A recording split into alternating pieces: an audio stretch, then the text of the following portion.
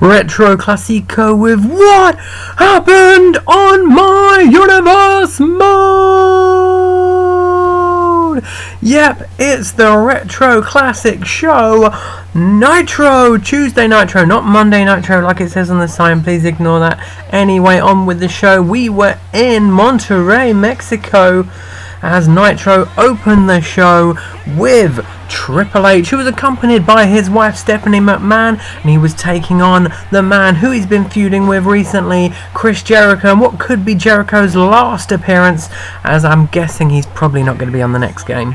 Triple H began hitting a few moves on Jericho, including a nice neck breaker, but eventually Jericho reversed out and slammed Triple H down with a Michinoku driver. He followed this up with a big suplex and a tornado DDT. He tried to pick Triple H up, but he reversed out with an arm drag and hit a nice low clothesline and a backbreaker. Triple H went even better next with a tiger suplex, next up a natural knee drop, then he busted Jericho open just with a punch, but Jericho was able to reverse after that, hitting a enziguri, then taking out Triple H with his comeback move. Triple H thought he got rid of Jericho during the comeback move, but that's not how Jericho's comeback move ends. Y2J put Triple H into the walls of Jericho. He reversed out, but then walked straight into a code breaker, but before Jericho could go for the pin, well, the $1 billion princess was there to distract him and allow Triple H to wake up a little. The waking up didn't happen straight away as Triple H got hit with an enziguri, but as soon as he rolled to the outside, he grabbed Jericho as soon as he was outside, hit another tiger suplex,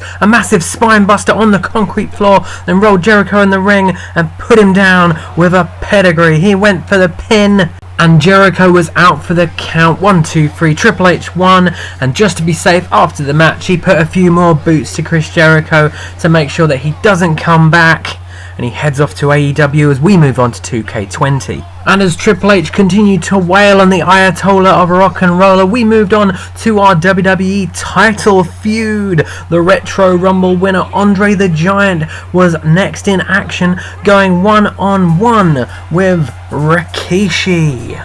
Now this seemed like it would be a nice straightforward match, but before the bell rang, the pair were joined at ringside by The Undertaker, who decided to stand in the corner of Rikishi. And Rikishi used that moral support to kick Andre the Giant in the face and put him down immediately with a Rikishi driver. He went for the pin and almost got the win straight away, but Andre the Giant kicked out. It wouldn't be long until the big man got caught by the bigger man, and Andre, after the initial reversal, tossed Rikishi about, hit a final cut and a huge big boot. And Andre continued with a backbreaker, a butterfly suplex, and went for a tombstone, the Undertaker's signature move. However, Rikishi waggled his legs and flipped it over into a tombstone for him instead, which he landed and then sat on Andre. That was as good as it got, however, for Rikishi, as Andre reversed straight away, put him down, and then lifted him up with a choke toss. Andre then hit another big boot on Rikishi before setting his sights on The Undertaker on the outside, lifting him up for a slam and throwing him towards the aisleway. In the aisleway, he slammed him again, this time into his knee. Rikishi joined them but got a final cut for his troubles. The Undertaker then got a clothesline. Rikishi got a butterfly suplex. We headed back in the ring. There was a big gorilla press slam on Rikishi as Undertaker watched on, and Andre hit the tombstone that he tried to earlier. This did not end the match, however, as The Undertaker was close by and put Rikishi's foot on the rope, which pissed off Andre the Giant. He headed outside, attacked The Undertaker once more, dropping a huge elbow, and then headed back in the ring, but Rikishi was waiting, threw him into the corner, hit a corner attack to the back, and another Rikishi driver, and this time when he went for the pin, Andre the Giant was too stunned to kick out, couldn't even be bothered to use that LB for resiliency. Here's your winner, Rikishi, and he had a nice ass slap dance to celebrate. Anyway, moving on to our next match, it was tag team action with the Hart Foundation members Bret Hart and Jim Neidhart taking on the team of Batista and the Heartbreak Kid, Shawn Michaels. The match began with Batista and Bret Hart bumping into each other, but Batista soon took the advantage, hitting a huge clothesline and then immediately putting him on the floor and kicking him in the face. Hart then tagged into Neidhart, who ran straight into an elbow from Batista and then a Samoan drop.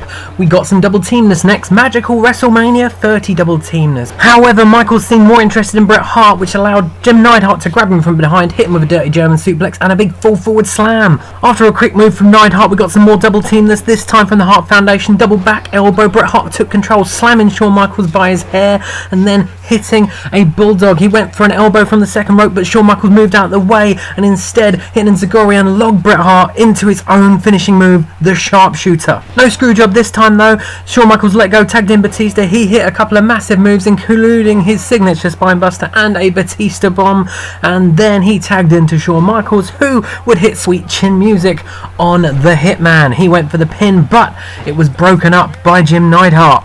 Batista removed Neidhart from proceedings, but before Bret Hart had even woken up, Shawn Michaels had rolled him up with a schoolboy, and his shoulders were on the mat for the 3 count. Bret Hart was defeated, and possibly another European title shot coming for Shawn Michaels. After the match, Neidhart was not happy with Bret and left him in the ring as Neidhart walked off a little angry. Heading over to our next match now, Goldberg was in action against Macho Man Randy Savage in what was sure to be a clash of the titans. The match began though with Goldberg kicking Savage in the gut and chucking him to the outside. On the outside, Goldberg smashed him with a punch, a pump handle slam, and then a nice elbow to the back of the head, big boot combo. He moved back into the ring, but before Savage could get in there, the referee was holding him back, which allowed Savage to grab him, throw him into the corner and hit him with a corner clothesline. Savage continued beating on the face of Goldberg while he was down. He nailed him with an axe handle, wound his arm up, but then got clotheslined by Goldberg,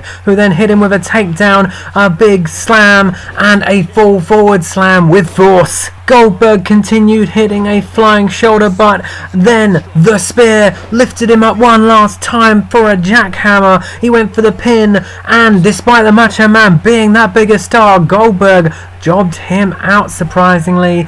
Goldberg's your winner, and we moved on to our next segment, which surprisingly was Tatanka.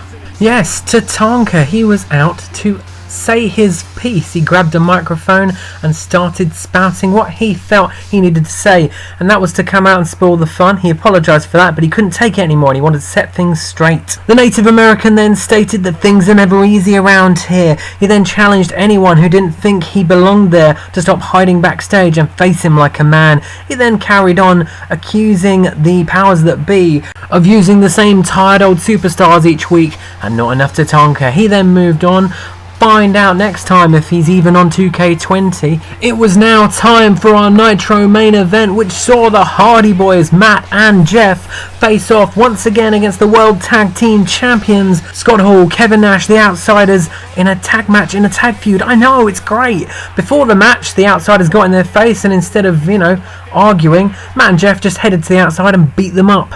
Jeff then threw Kevin Nash into the ring and got reversed. Now in control, Kevin Nash threw the charismatic Enigma into the corner and choked him with his big boot in the corner. He threw a bit of attitude towards Matt Hardy, but that allowed Jeff Hardy to wake up. He grabbed Kevin Nash, put him to the floor, gave an elbow to the back of the head, then put him to the floor once more and snapped his mare. Jeff tagged in Matt, who went straight on Kevin Nash with a Russian leg sweep and a neck breaker before picking up Kevin Nash and putting him down once again with a side effect. He went to kick him, but Kevin Nash caught that kick and clotheslined Matt Hardy down. Some double teamers followed that from the Outsiders. Scott Hall picked up Matt Hardy on his shoulders and dropped him electric chair style, but then got reversed when he Irish whipped Matt Hardy. It was the Hardys' turn to hit some double teamers, an elbow drop, then Jeff Hardy nailed a splash. He lifted up Scott Hall but got reversed with a back body drop. Scott Hall then went on the attack, a short arm clothesline, a big choke slam, and the Razor's Edge. And once he'd hit that, he tagged into Kevin Nash because it was his turn to hit a finisher.